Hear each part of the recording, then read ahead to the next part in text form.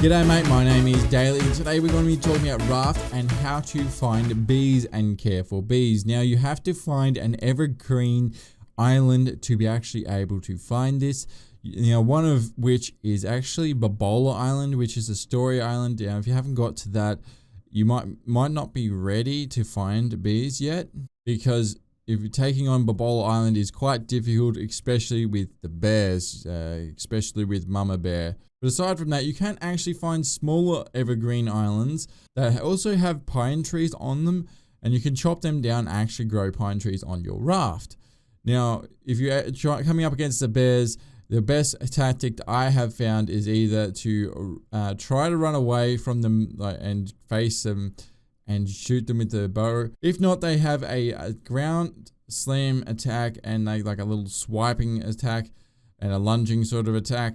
Best way to defeat them is wait for them to attack, then start walking backwards and swing or if you have a machete, swing your machete or your spear. Now that's the best way I've found to take them out.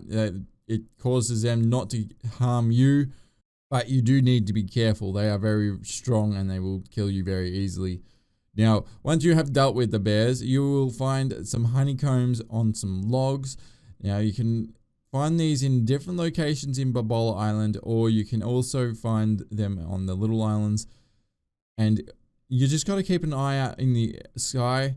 There'll be bees just floating around. Now to catch the bees, you're going to need a bug net. Now you kind of have to jump up and click, and then kind of try to grab it as hard as you can, and you'll get around 4 to 5 bees each time. There should be a couple of swarms each island. Now Babola Island, I'm not sure how many it has, but it has a lot more than the smaller evergreen islands. Now once you have got the bees, you need to make a beehive. It does take a bit to make a beehive, but once you actually do have the beehive, you'll be like, okay, sweet, I can have honeycomb, I can have honey, this will be the greatest thing in the world. Now you got to keep in mind, you have to look after the bees. Now to look after the bees, it is one of the hardest things to do in the game because it's a constant thing that needs your attention. Now if you have it out in the open, seagulls will attack it constantly. So you need to have crop plots all around your beehives so the bees can actually go to flowers. So you need to plant flowers in these crop plots. Doesn't matter which type of flowers it is, you can just plant it near it. If it's under a roof, generally it's a lot harder for the seagulls to attack it, but they still can attack it. So you kind of need to be careful of that as well. So yeah, just keep that in mind. You have to have a fair amount of flowers around, but if you surround it completely around with flowers and keep it full, you'll be able to grab 3 honeycomb every single time you go back to your beehive. Now, if you have multiple beehives, you will get this rather quickly.